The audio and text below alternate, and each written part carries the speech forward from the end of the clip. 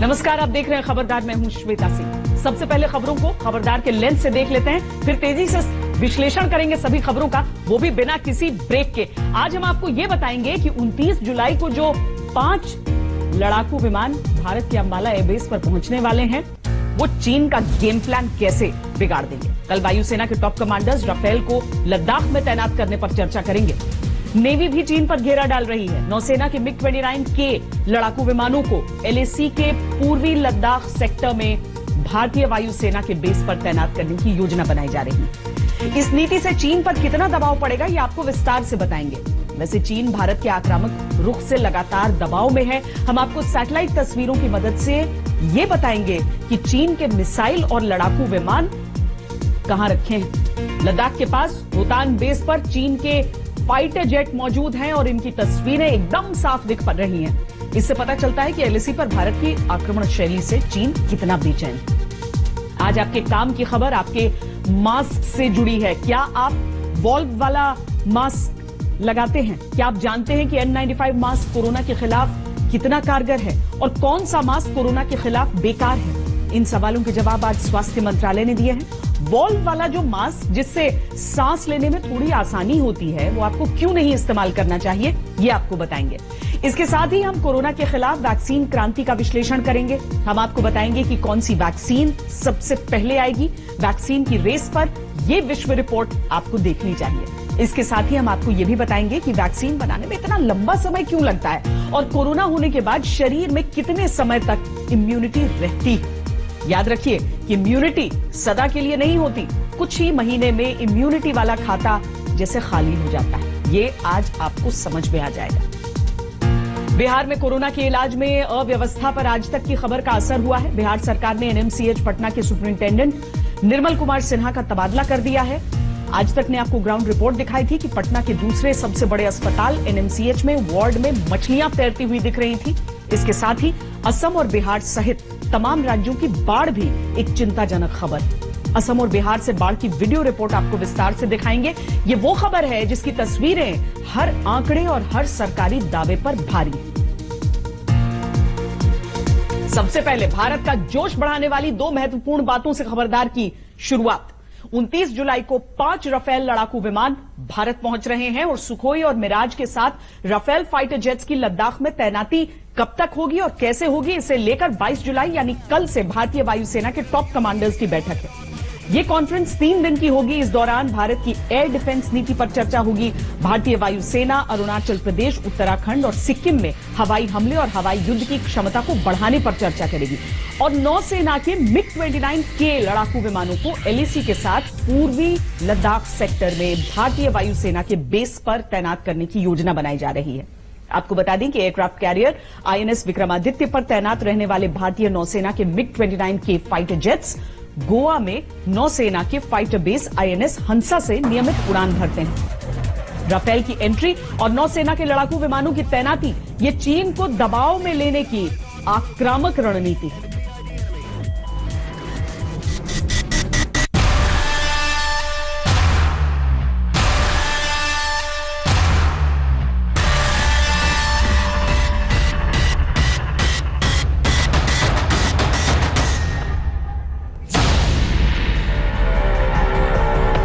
भारत के वायु रक्षक राफेल की पहली डिलीवरी बस होने ही वाली है। एक नहीं, 2 नहीं, पूरे 5 राफेल 29 जुलाई को भारत में आने वाले हैं। वायुसेना के मुताबिक अगर मौसम ठीक रहा तो 29 जुलाई को 5 राफेल फाइटर जेट्स भारतीय वायुसेना के अंबाला एयरफोर्स स्टेशन पर लैंड करेंगे। यह होगा भारत के राफेल फाइटर जेट का नया घर। इन लड़ाकू विमानों की फाइनल इंडक्शन सेरेमनी 20 अगस्त को होगी।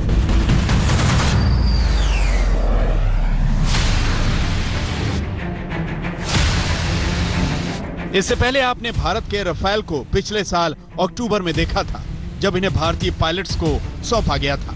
उस वक्त भारत के रक्षा मंत्री राजनाथ सिंह भी वहां मौजूद थे। 9 महीने बाद ये फाइटर जेट्स अपने घर यानी भारत में अपनी जिम्मेदारी निभाने के लिए आ रहे हैं। इनकी तैनाती दुश्मन के हौसले पस्त कर देगी।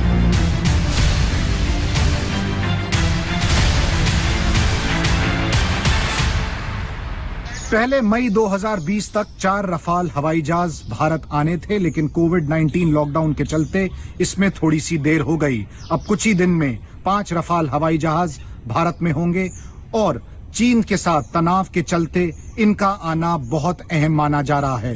वैसे तो एक स्क्वाड्रन अंबाला में होगा पाकिस्तान के खिलाफ नजर रखने के लिए, वहीं दूसरा स्क्वाड्रन हरसीमारा वेस्ट बंगाल में होगा चीन के खिलाफ नजर रखने के लिए। लेकिन जो स्थिति लद्दाख में बनी हुई है, ऐसा हो सकता है कि रफाल को सीधा ऑपरेशंस में वहीं पर उतार दिया जाए। अंबाला से लद्दाख बॉर्डर की दूरी 427 किलोमीटर है और भारत पाकिस्तान बॉर्डर की दूरी 220 किलोमीटर।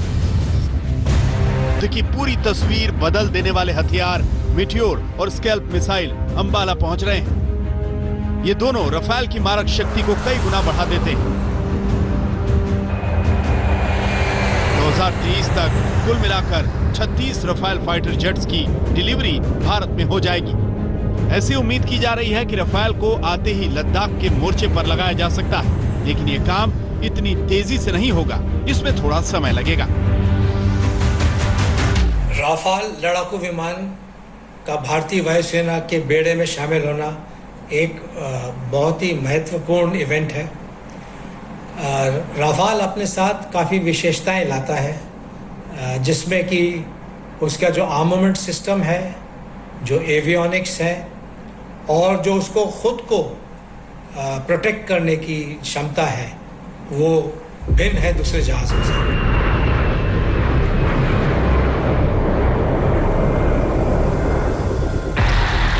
भारतीय वायुसेना के मुताबिक रफाल और उसके आधुनिक हथियारों का संचालन करने के लिए एयरफोर्स के एयर क्रू और ग्राउंड क्रू की ट्रेनिंग हुई है। सारे सिस्टम पूरी तरह ऑपरेशनल हैं। वायुसेना इन विमानों के आने के बाद इन्हें जल्द से जल्द काम पर लगाने की प्लानिंग कर रही है।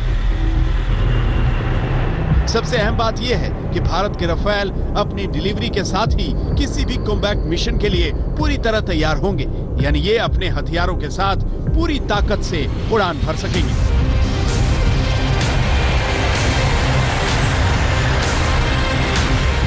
रफाल से फायर की जाने वाली स्कैल्प मिसाइल हवा से लॉन्च की जाने वाली एक क्रूज मिसाइल है, जिसकी रेंज 500 किलोमीटर से अधिक होती है।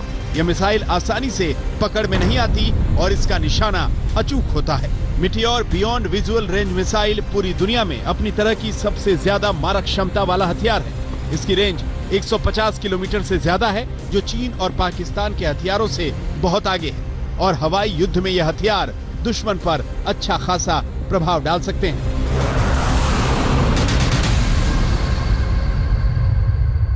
रफाल में मीटियोर बियॉन्ड विजुअल रेंज हवा से हवा मार करने की मिसाइल है, जिसका रेंज जो है तकरीबन 120 किलोमीटर से ज़्यादा है। और scalp missile air to ground हवा से ज़मीन में मार करने की क्षमता रखने वाली क्रूज मिसाइल्स। उसके साथ साथ उसका जो इलेक्ट्रॉनिक वॉरफेयर सिस्टम है, जो खुद के प्रोटेक्शन के लिए है, वो बहुत आधुनिक है। रफाल में उड़ान भरना कितना चुनौती भरा होता है, यह समझने के लिए 2011 में आज तक और इंडिया टुडे के संवाददाता शिवरूर ने खुद रफाल में उड़ान भरी थी। वो अनुभव आज भी बहुत मायने रखता है। जब मैंने 9 साल पहले रफाल में उड़ान भरी थी, उस समय भारत सरकार ने इन फ्रेंच विमानों का सौदा पक्का नहीं किया था। पूरी दुनिया में रफाल को काफी दमदार जेट फाइटर माना जाता है। रफाल में बैठ आसमान का सैर करना एक सुखद अनुभव था। भारत अब रफाल के स्वागत के लिए तैयार है और इस विमान की शक्ति दुश्मन को दबाव में लेने के लिए महत्वपूर्ण है। इस समय भारत चीन के सामने डटकर खड़ा है। ऐसे में रफाल के आने से भारतीय वायुसेना का जोश बहुत हाई होने वाला है। शिवरूर और अभिषेक भल्ला के साथ आज तक ब्यूरो। भारत एकदम आक्रामक मोड में है और चीन को भारत के इस वीर रस का दबाव महसूस हो रहा है। चीन अपने हवाई बेस पर पूरी तैयारी के साथ भारत विरोधी गतिविधियों में जुटा हुआ है, लेकिन सैटेलाइट तस्वीरों में यह रिकॉर्ड हो गया है कि चीन के मिसाइल और लड़ाकू विमान कहां रखे। लद्दाख के पास होतान बेस पर चीन के फाइटर जेट्स की तस्वीरें एकदम साफ दिख रही हैं। हमारी ये एक्सक्लूसिव रिपोर्ट देखिए और चीन की बेचैनी का अंदाजा लगाइए। मोर्चे पर दुश्मन के खिलाफ 24 घंटे सावधान। लद्दाख में चीन के साथ तनाव कम करने की कोशिशों के बीच भारत अपने सैनिकों और हथियारों की तैनाती बढ़ा रहा है। राफेल के आने की आहट चीन को चैन नहीं लेने दे रही। ऐसे में चीन ने अपनी वायुसेना को हाई अलर्ट पर रखा है। चीन अपनी वायुसेना को एक्टिव कर चुका है। आप इसे भारत की आक्रामक सैन्य गतिविधियों का असर भी कह सकते हैं।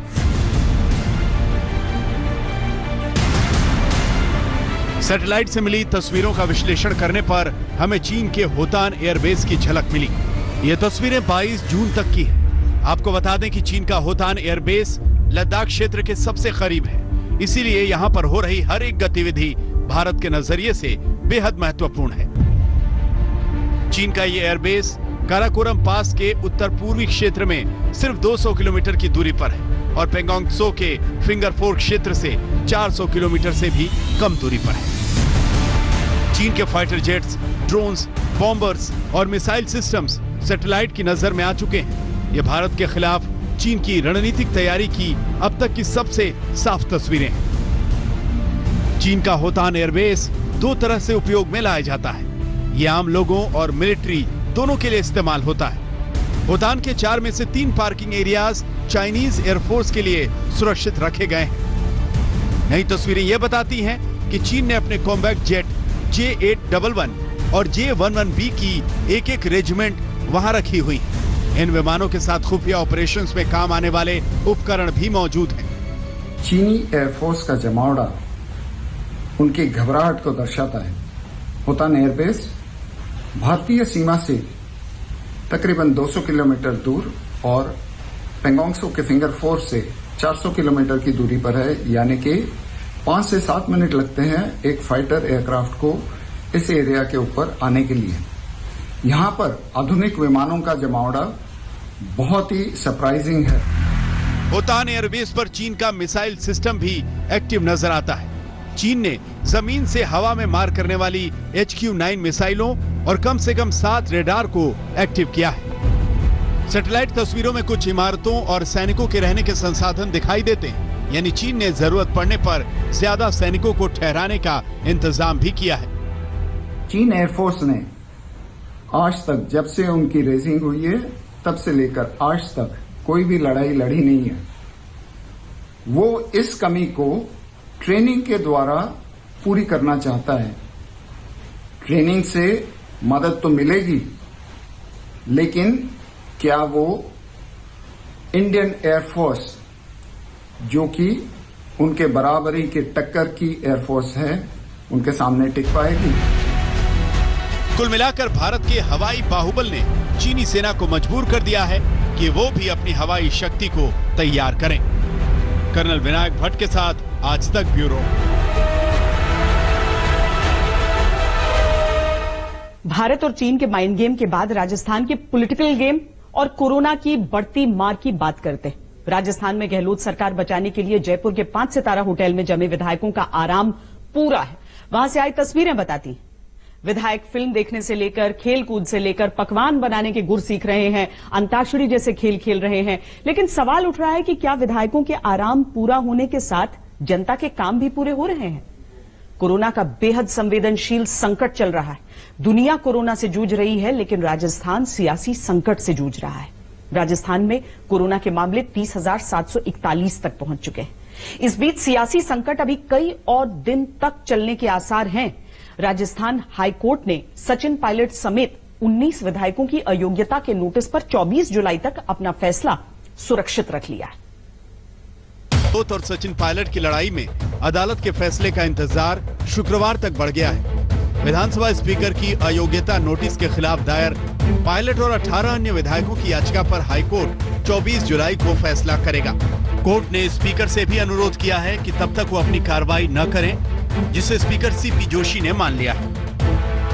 सभी पक्षों ने अपने आर्ग्यूमेंट्स कंक्लूड कर दिए हैं, अपनी लिखित बहस दे दी है। क्योंकि समय का अभाव था, कोर्ट ऑर्डर आज नहीं लिखा सकती थी, तो कोर्ट ने ऑर्डर्स के लिए मैटर को 24 तारीख के लिए रखा है। Court was conscious of the fact कि 24 आज के दिन 5:30 बजे स्पीकर के समक्ष कार्रवाई होनी है, तो उन्होंने स्पीकर महोदय से यह निवेदन किया है कि आज की कार्रवाई को वो डेफर करें 24 तक के लिए।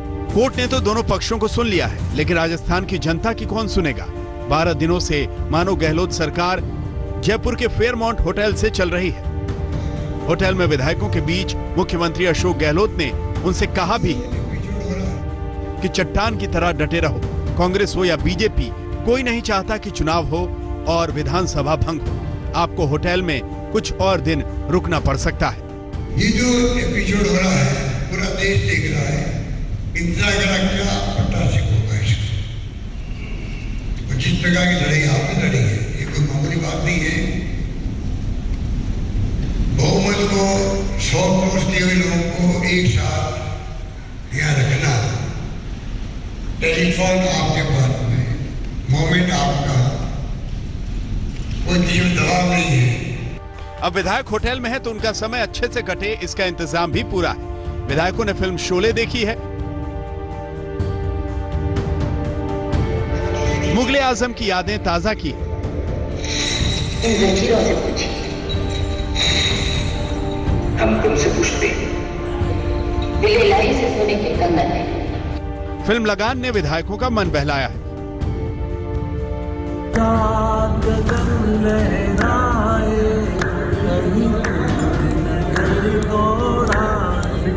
इंदौर भाई की उम्र क्या होगी? बोले 19 साल। अच्छा, इतने शानदार हैं प्रताप जी, एक शनिवार को मेरे घर पे आए यहाँ पे तो टी-शर्ट में। सत्ता के शीर्षासन के साथ साथ यहाँ विधायकों के पास असल शीर्षासन का भी पूरा मौका है। खेल कूद भी अच्छे से हो रहा है। होटल के किचन तक विधायकों ने पहुंचकर पकवान बनाने के गुर सीखे। इन सब के बीच अशोक चांदना जैसे मंत्रियों ने अपनी फाइलें होटल में ही मंगवा ली है। सबका दावा है कि कोई काम रुक नहीं रहा। बिल्कुल होटल में नहीं है, मैं हर रोज जा रहा हूँ, हर रोज अधिकारियों की मीटिंग ले रहा हूँ, हर रोज डायरेक्शंस जारी हो रहे हैं। राजस्थान का जो कोरोना का संक्रमण है उसका अपडेट आप मेरे से लीजिए ना। अगर मैं होटल में बंद हूँ तो मुझे कैसे मालूम पड़ेगा? परसों भी मैं अधिकारियों की मीटिंग लेके आया हूँ, उससे पहले भी मैं बराबर मीटिंग कर रहा हूँ। 3.5 महीने से लगातार काम ही यही कर रहे हैं। मैं भी यही कर रहा हूँ, मुख्यमंत्री जी भी यही कर रहे हैं। वैसे मंगलवार को विधायक होटल से मुख्यमंत्री आवास तक बैठक के लिए भी गए थे।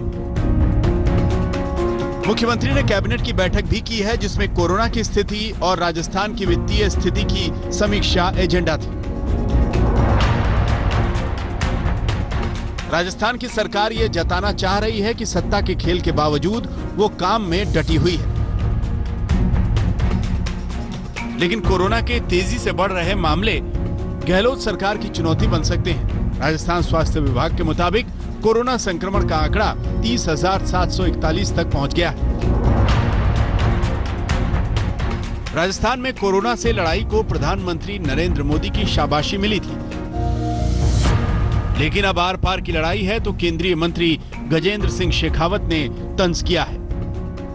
यह कोरोना से लड़ने का समय था और आप अंताक्षरी खेलने लगे। यह गरीब को भोजन देने का समय था और आप इटालियन बनाना सीखने लगे। राजस्थान सतर्क है, सब देख रहा है। उधर जिस सचिन पायलट पर इन दिनों बीजेपी नेता नरम बने हुए हैं, उनके समर्थक विधायक भी हरियाणा के मानेसर के होटल में जमे हुए हैं। जयपुर से मौसमी सिंह के साथ शरद कुमार, आज तक। राजस्थान सियासी संकट में उलझा हुआ है और कुछ दिनों तक यही हालात बने रहने के आसार हैं।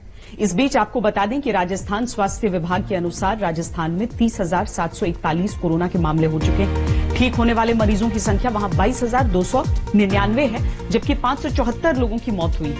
राजस्थान में कोरोना की रिकवरी दर 72.53% है और मौत की दर 1.86%। राजस्थान में कुल मिलाकर 12,44,387 टेस्ट हुए हैं। कोरोना के खिलाफ लड़ाई बहुत चुनौतीपूर्ण है, लेकिन जब इस संकट को इस बात में व्यस्त होना पड़े कि सरकार बचेगी या नहीं, तो आप हालात का अंदाजा लगा सकते हैं। जब से राजस्थान का संकट गहराया है, तब से कोरोना की रोजाना बढ़ोतरी के मामले भी देख लेते हैं। स्वास्थ्य मंत्रालय के आंकड़ों के अनुसार 15 जुलाई को 635 नए मामले सामने आए और कुल मामले 25,571 थे। 16 जुलाई को 866 नए मामले आए, कुल मामले 26,437 हो गए। 17 जुलाई को 737 नए मामले आए और कुल मामले 27,174 हो गए। 18 जुलाई को 615 नए मामले आए और कुल मामले 27,789 हो गए। 19 जुलाई को 711 नए मामले आए, कुल मामले 28,500 हो गए। 20 जुलाई को 934 नए मामले आए, कुल संक्रमण 29,434।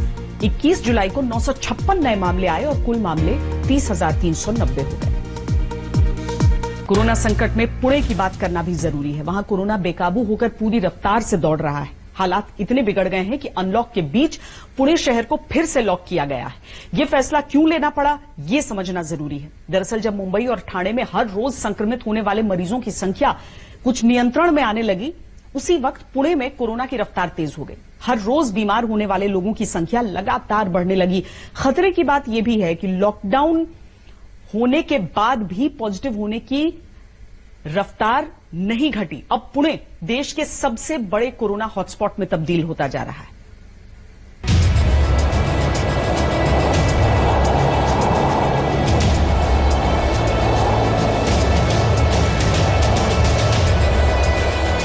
पिछले हफ्ते से पुणे देश में कोविड-19 महामारी का केंद्र बना हुआ है। बीमार होने वाले नए कोरोना मरीजों की तादाद लगातार बढ़ रही है। पिछले 4 दिनों के आंकड़ों को देखकर पुणे वालों का दिल बैठ रहा है। 17 जुलाई को कोरोना के नए केस 1705 थे, 18 जुलाई को 1838, 19 जुलाई को 1508, 20 जुलाई को 1817 नए कोरोना मरीजों की पहचान हुई है। पुणे में अब 54,965 से ज्यादा कुल केस सामने आए हैं। जिले में हुई कुल 1300 से अधिक मौत में से लगभग 1000 पुणे शहर में हुई है। 13 जुलाई को 10 दिनों का लॉकडाउन शुरू होने से पहले अचानक नए मरीजों की तादाद बढ़ने लगी। जुलाई की शुरुआत से पुणे भारत के 5 सबसे बुरी तरह प्रभावित जिलों में बना हुआ है। पुणे के अलावा बेंगलुरु, ठाणे, चेन्नई और मुंबई इस दौड़ में शामिल है। मंगलवार 14 जुलाई से पूरे महाराष्ट्र में पुणे में सबसे ज्यादा नए केस रिपोर्ट हो रहे हैं, जो ठाणे और मुंबई दोनों से ज्यादा हैं। 13 जुलाई से पुणे में लॉकडाउन है। खतरे की बात यह है कि इसके बावजूद कोई असर नहीं दिख रहा। कोरोना के नए मामलों में गिरावट का कोई संकेत नहीं है। 44 डेथ्स अगर आप कह रहे हैं तो ये नंबर काफी बड़ा है और हमारे लिए बहुत दुख की बात है कि एक दिन में इतनी मौतें हो रही है। मगर साथ में ये भी बता दूं आपको कि जो हमारा डेथ परसेंटेज है, जो जिसको CFR बोलते हैं, केस फैटेलिटीज रेट, ये हमारे जिले का 2.3% है। अगर आप किसी भी जिले की बात करें, कहीं पे भी जो कोरोना का प्रसार ज़्यादा हो गया है, वहाँ पे जो डेथ रेट्स हैं उसकी तुलना में अगर हम पुणे का डेथ रेट्स देखें तो ये फिलहाल कम है। प्रशासन की दलील है कि जिले में टेस्ट का दायरा बढ़ाने की वजह से केस ज्यादा सामने आ रहे हैं। लेकिन जब कुल टेस्ट के करीब करीब 1/4 लोग पॉजिटिव निकलते हैं तो खतरा गंभीर हो जाता है। आंकड़ों के मुताबिक पुणे में जितने लोगों का कोरोना टेस्ट हो रहा है, उनमें कुल पॉजिटिव होने वालों की संख्या अब 25% के ऊंचे स्तर तक पहुंच चुकी है। पुणे शहर का स्वास्थ्य ढांचा भी सवालों के घेरे में है। सरकारी अस्पताल अब भारी बोझ से चरमरा रहा है। आईसीयू बेड के इंतजार में पिछले दिनों 5 लोगों की मौत की खबर चौंकाने वाली है। शहर भर में आईसीयू बेड्स की उपलब्धता लगभग शून्य है। स्वास्थ्य कर्मियों की नियुक्ति नहीं की गई है। पिछले हफ्ते ही डॉक्टरों और नर्सिंग स्टाफ की भर्ती के लिए प्रशासन ने विज्ञापन जारी किए हैं। वो रिक्रूटमेंट के बाद हम लोगों ने 140 डॉक्टर्स और 250 पैरामेडिकल स्टाफ के ऑर्डर्स भी दिए हैं। अपॉइंटमेंट ऑर्डर इशू हो चुके हैं। उनमें से अराउंड 50% लोग ज्वाइन हुए हैं। हम बाकी को ज्वाइन करके ले रहे हैं। विद इन 15 डेज सारा मैन पावर का इशू सॉल्व हो जाएगा। 13 जुलाई से लागू 10 दिन का लॉकडाउन 2 दिनों में खत्म हो रहा है। अब सवाल उठता है कि क्या कोरोना की तेज रफ्तार को देखते हुए लॉकडाउन को आगे बढ़ाया जाएगा या नहीं। इस मुसीबत के बीच पुणे के जो लोग कोरोना की जकड़ से छूट रहे हैं, वो इस तरह जश्न मना रहे हैं। इस परिवार की बेटी वायरस को मात देकर अस्पताल से लौटी है। कोरोना की इस लड़ाई में पुणे को सावधानी और इंतजामों के साथ इस जज्बे की भी जरूरत है। कुछ इलाके ऐसे भी है जहां पर बहुत ज्यादा केसेस आ रहे थे, वहां पर काम करके वहां उन इलाकों में, उन कंटेनमेंट जोन में मामले कम किए हैं पॉजिटिव कोरोना के, और ये सकारात्मकता दिखाई दे रही है। कैमरामैन गोपाल हरने के साथ पंकज खेलकर, पुणे आज तक। और अब कोरोना से बचाने वाले N95 मास्क को लेकर आपके काम की खबर। कोरोना काल की शुरुआत में N95 मास्क को खरीदने की होड़ मच गई थी। इसकी मांग जबरदस्त तरीके से बढ़ी और जब ये मास्क बाजार से गायब हुआ तब नाराज लोगों ने सिस्टम की आलोचना भी की। इसके बाद कुछ ऐसे N95 मास्क भी आए जिनमें एक खास तरह का वॉल्व लगा होता है ताकि लोगों के लिए सांस लेना आसान हो सके। ये मास्क भी लोगों ने खूब खरीदे। आज भी लोग इस मास्क का इस्तेमाल कर रहे हैं, लेकिन ऐसे तमाम लोगों को शायद ये नहीं पता कि वॉल्व वाले N95 मास्क कोरोना से पूरी सुरक्षा नहीं दे सकते। केंद्र सरकार की तरफ से अब एक नई गाइडलाइन जारी हुई है जिसके तहत रेस्पिरेटर्स यानी वॉल्व वाले N95 मास्क के इस्तेमाल को तुरंत रोकने का निर्देश दिया गया है। आसान भाषा में समझे तो इन मास्क में सांस लेने के लिए प्लास्टिक के वॉल्व लगे होते हैं, लेकिन स्वास्थ्य मंत्रालय के अनुसार ये मास्क खतरनाक साबित हो सकते हैं। इस तरह के मास्क वायरस को मास्क के बाहर आने से नहीं रोक पाते हैं। इसका मतलब यह है कि अगर कोई कोरोना मरीज वॉल्व वाला N95 मास्क पहनता है और किसी स्वस्थ व्यक्ति के संपर्क में आता है तो ये मास्क संक्रमण को रोक नहीं पाएगा। इसी तरह स्वस्थ व्यक्ति भी यह मास्क लगाकर इन्फेक्शन से बच नहीं पाएगा, क्योंकि वायरस के छोटे छोटे कण हवा में देर तक लटके रहते हैं। आपको बता दें कि सामान्य N95 मास्क हवा में मौजूद 95% कणों को फिल्टर कर देता है, लेकिन वॉल्व वाला N95 मास्क एक तरह से अपनी ही सुरक्षा व्यवस्था में छेद कर देता है। सरकार ने इसकी जगह बिना वॉल्व वाले N95 मास्क कपड़े से बने फेस मास्क या माउथ कवर के इस्तेमाल की सलाह दी है। मास्क वाली जानकारी तो आपको मिल गई। अब कोरोना के खिलाफ वैक्सीन क्रांति का विश्लेषण करते हैं। कोरोना वैक्सीन बनाने की कोशिशें बहुत तेजी से आगे बढ़ रही हैं। ऑक्सफोर्ड यूनिवर्सिटी ने दावा किया है कि उसकी वैक्सीन सफलता की ओर बढ़ रही है। वैक्सीन के क्लिनिकल ट्रायल के नतीजे सुरक्षित आए हैं और ये वैक्सीन वायरस के खिलाफ प्रतिरोधक क्षमता तैयार कर रही है। दवा कंपनी एस्ट्राजेनेका के साथ मिलकर ऑक्सफोर्ड यूनिवर्सिटी की वैक्सीन बनाने की यह कोशिश ट्रायल के तीसरे चरण में है। पुणे का सीरम इंस्टीट्यूट ऑफ इंडिया भी ऑक्सफोर्ड यूनिवर्सिटी के वैक्सीन बनाने के प्रयासों में शामिल है। अगर यह वैक्सीन सफल रही तो सीरम इंस्टीट्यूट भारत में वैक्सीन की कई अरब डोज का उत्पादन करेगा। आगे हम आपको बताएंगे कि वैक्सीन की रेस में कौन आगे है और कौन सी वैक्सीन सबसे पहले आ सकती है। लेकिन पहले दुनिया भर के एक्सपर्ट्स के एक्सक्लूसिव इंटरव्यूज वाली ये रिपोर्ट देखिए। ये वैक्सीन युद्ध की विश्व रिपोर्ट है।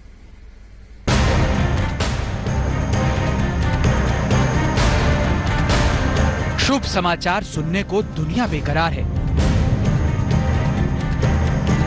क्योंकि कोरोना वायरस की वैक्सीन बनाने की कोशिशें रंग लाती दिख रही हैं। यूनिवर्सिटी ऑफ ऑक्सफोर्ड जिस वैक्सीन पर क्लिनिकल ट्रायल कर रहा है, उसके अब तक के नतीजे सुरक्षित आए हैं। वैक्सीन वायरस के खिलाफ प्रतिरोधक क्षमता विकसित करने के संकेत दे रही है। 1077 लोगों पर वैक्सीन का ट्रायल हुआ, जिसमें कोरोना वायरस से लड़ने वाले एंटीबॉडीज और टी सेल्स बने। यूनिवर्सिटी ऑफ ऑक्सफोर्ड की वैक्सीन उस वायरस की जेनेटिक इंजीनियरिंग से तैयार हुई है जिसमें चिंपैंजी में सामान्य जुकाम के लक्षण पैदा होते हैं। इस वायरस में इतना बदलाव हुआ है ताकि ये कोरोना वायरस की तरह दिख सके। इसका मतलब ये कि वैक्सीन कोरोना वायरस की तरह दिखती है, जिससे इंसान का प्रतिरक्षा तंत्र यानी इम्यून सिस्टम इससे लड़ना सीख सकता है। We can see that the vaccine does induce a robust immune response in the volunteers. The vaccine really does perform in exactly the same way as we've seen with other vaccines of this type. इस vaccine को बहुत तेजी से विकसित किया जा रहा है। ऑक्सफोर्ड यूनिवर्सिटी ब्रिटेन की ग्लोबल दवा कंपनी एस्ट्राजेनेका के साथ मिलकर वैक्सीन को विकसित कर रही है। ये वैक्सीन इंसानों पर क्लिनिकल ट्रायल के सारे चरण पार कर लेती है, तो इसके बड़े पैमाने पर उत्पादन के लिए सारे जरूरी इंतजाम पहले से ही किए जा चुके हैं। One of the key things we did was to partner with AstraZeneca, a global pharma company. Way back in April, which seems a long time ago now, they were learning how to manufacture our vaccine. They were scaling it up.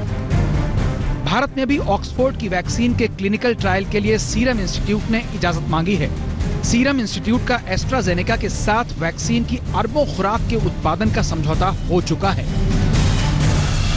When we said we could make 300 to 400 million doses by the time they're released by the CDL, which is the central testing labs and all of that, and it actually reaches people and human beings in large volumes in India and the citizens of India, it would probably be first quarter of 2021. कोविड-19 की भारतीय vaccine बनाने की कोशिशों के तहत Bharat biotech के Covaxin का trial AIIMS Delhi में होने जा रहा है। गुरुवार को 50 वॉलंटियर्स को वैक्सीन की पहली डोज दी जाएगी। पहले चरण में 100 लोगों को वैक्सीन की डोज दी जाएगी, जिसके नतीजे 2 महीनों में आएंगे। कोरोना वैक्सीन बनाने की कोशिशें जिस तेजी से की जा रही हैं, उससे इस साल के अंत तक वैक्सीन आ सकती है। आज तक ब्यूरो। कोरोना वैक्सीन बनाने के लिए दुनिया भर के रिसर्चर्स कड़ी मेहनत कर रहे हैं। दुनिया भर में 150 से ज्यादा कोरोना वैक्सीन पर ट्रायल चल रहे हैं। ऐसे में हम आपको यह भी बताते हैं कि कौन से वैक्सीन रेस में सबसे आगे हैं। चीन का कैंसिनो बायोलॉजिकल और बीजिंग इंस्टीट्यूट ऑफ बायोटेक की वैक्सीन मंजूरी की स्टेज में पहुंच चुकी है। चीन का ही सिनोवैक वैक्सीन बनाने के तीसरे चरण का ट्रायल कर रहा है। अमेरिका का नोवावैक्स वैक्सीन ट्रायल के दूसरे चरण में है। अमेरिका की दवा कंपनी मॉडर्ना की वैक्सीन भी ट्रायल के दूसरे चरण में है। जर्मनी की बायोएनटेक, फोसन फार्मा और फाइजर की वैक्सीन भी ट्रायल के दूसरे चरण में है। ब्रिटेन में ऑक्सफोर्ड यूनिवर्सिटी और एस्ट्राजेनेका की वैक्सीन ट्रायल के तीसरे चरण में है, जबकि इंपीरियल कॉलेज लंदन की वैक्सीन ट्रायल के दूसरे चरण में है। भारत में वैक्सीन बनाने की 2 गंभीर कोशिशें चल रही हैं। जाइडस कैडिला की वैक्सीन पहले चरण में है, तो भारत बायोटेक की कोवैक्सीन भी ट्रायल के पहले चरण में पहुंच चुकी है। वैक्सीन से जुड़ी खबरों में आप अक्सर ये सुनते होंगे कि वैक्सीन फेज 1 में है, 2 में है, लेकिन आपको अंदाजा नहीं होगा कि इसका मतलब क्या होता है। आज वैक्सीन की खबर से जुड़े इस पहलू को समझना भी जरूरी है। पूरी दुनिया में औसतन एक वैक्सीन को लैब से बाजार तक पहुंचने में 8 से 10 साल लग जाते हैं, लेकिन कोरोना के दौर में इस समय को घटाने की पूरी कोशिश हो रही है। अगर कोई वैक्सीन फेज 1 में है तो इसका मतलब है कि वैक्सीन का परीक्षण 1000 से 3000 मरीजों पर हो रहा है और आमतौर पर इसमें 2 साल का समय लगता है। अगर कोई वैक्सीन फेज 2 में है तो इसका मतलब यह है कि वैक्सीन का परीक्षण एक बार फिर 1000 से 3000 मरीजों पर हो रहा है और आमतौर पर इसमें भी 2 साल का समय लगता है। अगर कोई वैक्सीन फेज 3 में है तो इसका मतलब यह है कि वैक्सीन का परीक्षण 15,000 से 30,000 मरीजों पर हो रहा है और आमतौर पर इसमें 3 से 5 साल का समय लगता है। ये फेज पूरे हो जाने के बाद इन्हें सत्यापित किया जाता है, इसमें भी समय लगता है। यह भी हो सकता है कि और ज्यादा लोगों को ट्रायल में शामिल करने का आदेश दिया जाए, लेकिन जरूरत के हिसाब से कई बार इन ट्रायल्स की रफ्तार बढ़ा दी जाती है। ऐसे में फेज 1 का ट्रायल 50 से 500 लोगों पर होता है, इसमें 4 महीने लगते हैं। फेज 2 का ट्रायल 500 से 1000 लोगों पर होता है, इसमें भी 4 महीने लगते हैं। फेज 3 का ट्रायल सरकार की सहमति से 1000 से लेकर 50,000 लोगों पर किया जाता है, इसमें 4 महीने से लेकर 2 साल तक का समय लग सकता है। कोरोना का वैक्सीन तेजी से बनाने के लिए आपातकालीन नियमों का सहारा लिया जा रहा है। अगर कोई वैक्सीन अलग अलग फेज में फेल नहीं हुई तो पूरी प्रक्रिया में लगने वाला समय कम हो जाता है। यहां एक एंगल कोरोना के बाद पैदा होने वाली इम्यूनिटी भी है। बहुत से लोग ऐसा मान रहे हैं कि अगर किसी को एक बार कोरोना हो गया तो फिर उसमें लंबे समय तक कोरोना के प्रति इम्यूनिटी पैदा हो जाएगी, लेकिन यह पूरी तरह सही नहीं है। हाल में लंदन के किंग्स कॉलेज ने कोरोना के बाद पैदा होने वाली प्रतिरोधक क्षमता यानी इम्यूनिटी पर रिसर्च किया और इसमें यह पता चला कि शरीर में कोरोना से पैदा हुई एंटीबॉडी और इम्यूनिटी कुछ महीने में खत्म हो जाती है। किंग्स कॉलेज के रिसर्च में शुरुआत में 60% मरीजों में कोरोना से लड़ने वाली एंटीबॉडीज का अच्छा खासा लेवल था, लेकिन 65 दिन बाद जब चेक किया गया तो सिर्फ लगभग 16.7% मरीजों में एंटीबॉडी का अच्छा स्तर पाया गया। कई मरीजों में एंटीबॉडी लेवल कुछ ही दिनों में 23 गुना कम हो गया। इसका सीधा सा मतलब यह है कि कोरोना होने से लंबे समय तक की इम्यूनिटी की गारंटी नहीं है। वैज्ञानिकों के अनुसार एंटीबॉडी के साथ साथ इम्यूनिटी के लिए किलर टी सेल्स का होना जरूरी है। ये टी सेल वायरस का सफाया कर देते हैं और ऑक्सफोर्ड यूनिवर्सिटी के वैक्सीन में मरीजों में टी सेल पैदा करने की क्षमता पाई गई। और अब बाढ़ की ग्राउंड रिपोर्ट। असम में ब्रह्मपुत्र का शोर अब बेचैन करने लगा है। बाढ़ ने ऐसी तबाही मचाई है कि 33 जिलों में से 28 जिले इसकी चपेट में आ गए। 24 लाख की आबादी सीधे प्रभावित हुई है। 2000 से ज्यादा गांव पानी में समा गए। मुसीबत तब और बढ़ गई जब मेघालय, असम और अरुणाचल प्रदेश में बारिश का अटैक हो गया। अब एक तरफ बाढ़ है, दूसरी तरफ बारिश ने लोगों के सामने बड़ी चुनौती खड़ी कर दी है।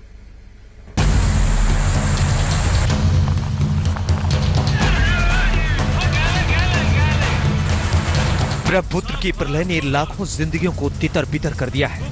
लाखों लोग बेघर हो चुके हैं। गांव के गांव पानी में समा गए हैं। गुवाहाटी जिले में ब्रह्मपुत्र का रौद्र रूप देख लीजिए। जहां तक नजर जाएगी सिर्फ ब्रह्मपुत्र का फैलाव दिखेगा। नया गांव में ब्रह्मपुत्र नदी के पानी से अपनी जान बचाने के लिए लोग सुरक्षित ठिकानों की खोज में जुटे हुए हैं। तिनसुकिया की तस्वीर में ब्रह्मपुत्र का कहर नजर आएगा। मकान सैलाब में ढह गया।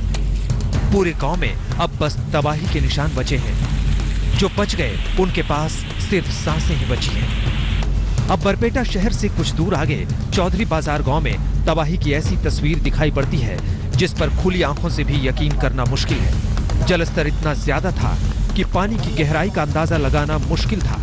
ऊपर से लगातार हो रही मूसलाधार बारिश ने मुसीबतें बढ़ा रखी थी। गांव के नाम पर जो कुछ दिखाई पड़ता था वो बस डूबे हुए मकान और उनके निशान थे। ये जो आप देख रहे हैं सैलाब, अब इस सैलाब के ऊपर हम कोशिश कर रहे हैं चौधरी बाजार शहर से हटकर आसपास के गांव में जाने के लिए। अमूमन जो रास्ते खुले हुए होते थे, अब उन रास्तों पर इतना पानी है कि नाव ही यहाँ पर चल सकती है और यहाँ पर इतना गहरा है कि उतरना भी मुश्किल है। लेकिन ये जो आप गांव देख रहे हैं सब के सब डूबे हुए हैं। लोगों ने सड़कों पर ठिकाना बना लिया है और यहाँ पर जो तस्वीर है वो भयावह दिखती है। जैसे जैसे बरसात हो रही है पानी के ऊपर अगर आप देखें तो सब कुछ धुंधला सा हो जाता है। और मेरे ठीक पीछे इस तरफ अगर मैं आपको दिखाऊं, यहाँ जो शहर है, जो शहर का हिस्सा है, प्रमुख सड़क आप कहें कि इसको राज्य हाईवे आप समझ लीजिए, वो भी धुंधला होता जाता है। लोग गांव में घर से थोड़ी दूर तक तटबंध पर तिरपाल की छत बनाकर रहने पर मजबूर हैं। जरूरत का सामान, चूल्हा चौका और मवेशी लेकर इस छोटे से टापू पर बस तो गए हैं, लेकिन बारिश जिस तरह से हो रही है, अगर वो जारी रही तो ये तटबंध भी पानी में डूब जाएगा। अभी तो खाना पीना कहाँ से मिलेगा?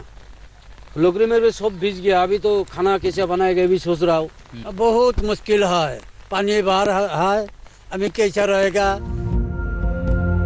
असम के कुल 33 जिलों में से 24 जिले बाढ़ की चपेट में हैं। करीब 24 लाख लोग अब इससे सीधे प्रभावित हैं। पूरे इलाके में चारों तरफ तबाही के निशान हैं। असम के कई इलाकों के साथ मेघालय और अरुणाचल प्रदेश में भारी बारिश जारी है और नदियों का जलस्तर लगातार बढ़ रहा है। डिब्रूगढ़, नीमाटी घाट, जोरहाट, सोनीतपुरा, कोल्हापुरा और धुबरी जिले में ब्रह्मपुत्र का जलस्तर तेजी से बढ़ रहा है। मौसम विभाग की बारिश के अलर्ट के बाद ब्रह्मपुत्र का जलस्तर और बढ़ने का खतरा है।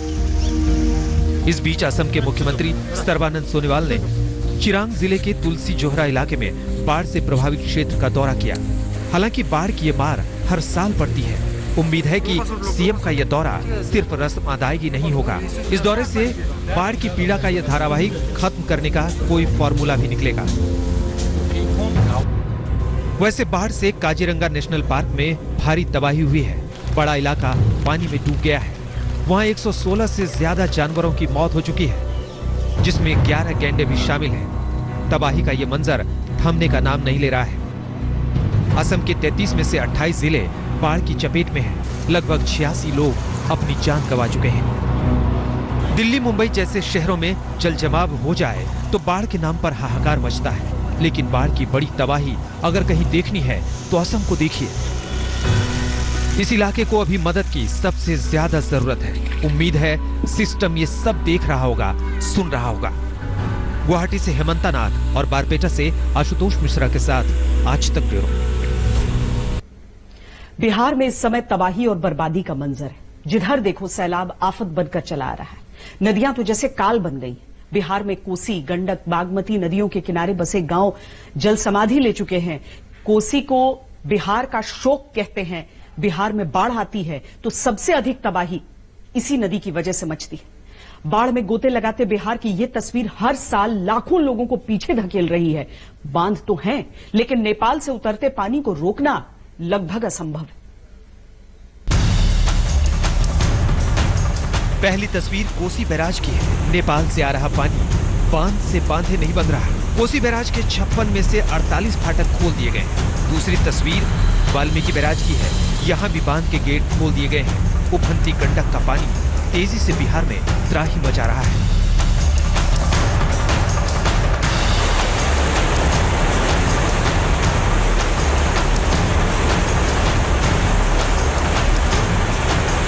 बिहार में हाहाकार है। चारों तरफ बाढ़ का प्रहार है। नदियां अपना रौद्र रूप दिखा रही हैं। खेत, खलिहान, दुकान, मकान सब पानी में समाये हुए हैं। सुपौल में कोसी नदी की गर्जना सिहरन पैदा कर रही है। नेपाल में हो रही भारी बारिश से कोसी नदी खतरे के निशान के ऊपर बह रही है। खगड़िया में मानो जमीन पर अब समंदर का कब्जा है। नदी अपनी सरहद को तोड़कर बस्ती में आ गई है। मकान पानी में डूबे हैं। 2 मंजिला स्कूल भी चारों तरफ से पानी में घिरा है। यहाँ बागमती और कोसी नदी खतरे के निशान से 2 मीटर ऊपर बह रही है। दर्जनों गांव टापू बन गए हैं। बिहार के 8 जिले बाढ़ से बुरी तरह प्रभावित हैं। इनमें सीतामढ़ी, सुपौल, किशनगंज, दरभंगा, मुजफ्फरपुर, गोपालगंज, शिवहर और पूर्वी चंपारण में बाढ़ से सबसे ज्यादा तबाही मची है। कोसी नदी एक बार फिर से अपना विकराल रूप दिखा रही है और लगातार नेपाल से जो पानी छोड़ा जा रहा है और बिहार में भी जो पिछले 24 घंटों से लगातार मूसलाधार बारिश हो रही है, उसकी वजह से कोसी का जलस्तर आप देख सकते हैं किस तरीके से जो है वो बढ़ चुका है। और नदी के बीच में जो गांव बसे हुए हैं, वहां जो लोग रहते हैं, अब कोसी का पानी उनके गांव में भी घुसने लगा है। तो अब वो सुरक्षित स्थानों पर निकलने के लिए जो नाव की व्यवस्था की गई है सरकार के द्वारा, उससे वो सुरक्षित स्थानों पर निकल रहे हैं। सैटेलाइट से ली गई इस तस्वीर को देखेंगे तो कोसी और गंडक का तांडव नजर आएगा। बाढ़ का फैलाव देखिए, पहले और अब की तस्वीर से सब साफ है। तस्वीरें दरभंगा की हैं, जहां सब कुछ बाढ़ में समाता जा रहा है। गांव के गांव बाढ़ से घिरे हुए हैं। लोग ने गांव खाली कर ऊंचे स्थानों पर शरण ली है। संकट की इस घड़ी में सियासी पुण्य कमाने वाले भी लोग हैं। हायाघाट में पप्पू यादव की पार्टी ने राहत सामग्री बांटी। उनके पास खाने के लिए नहीं है, उनके पास सर छुपाने के लिए कोई जगह नहीं है, पन्नी नहीं है। इसीलिए हम लोगों ने तय किया, जन अधिकार पार्टी लोकतांत्रिक ने, कि किसी हाल में भी इन लोगों को सर छुपाने के लिए पन्नी और पेट भरने के लिए अनाज दिया जाएगा। उसी मुहिम में हम लोग यहाँ पर जितने भी जन अधिकार पार्टी लोकतांत्रिक के कार्यकर्ता यहाँ पर पहुंचे और उनकी मदद किया। एक तरफ उफनाती नदियां कहर ढा रही हैं, तो दूसरी तरफ मूसलाधार बारिश संकट बढ़ा रही है। पटना के सीआरपीएफ कैंप में घुटने तक पानी भर गया है। कदम कुआं थाना भी पानी पानी है। पटना से सुजीत झा के साथ आज तक ब्यूरो। वक्त एक छोटे से ब्रेक का। महान कवि हरिवंश राय बच्चन की मधुशाला की पंक्तियां अगर बरबस आपके होठों पर आती हैं तो आप अकेले नहीं हैं। न सिर्फ भारत में ऐसा होता है, बल्कि पोलैंड की एक तस्वीर हम आपको दिखाते हैं। यूनेस्को ने जिसे सिटी ऑफ लिटरेचर से नवाजा, पोलैंड के रोक्लॉ में महान कवि हरिवंश राय बच्चन की मधुशाला का पाठ हुआ है। हरिवंश राय बच्चन के बेटे महानायक अभिनेता अमिताभ बच्चन ने इसका वीडियो साझा किया है। उन्होंने ट्विटर पर लिखा है कि खुशी से मेरी आंखों में आंसू छलक पड़े।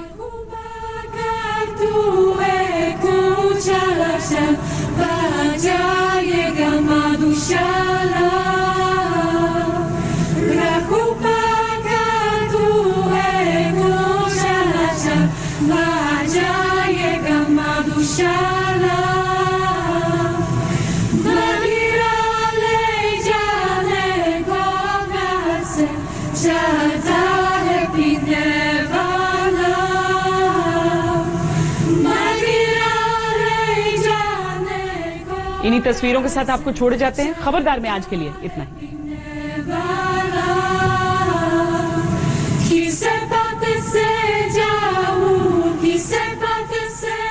नमस्कार, मैं हूं अंजना ओम कश्यप। हमें उम्मीद है ये वीडियो आपको पसंद आया होगा।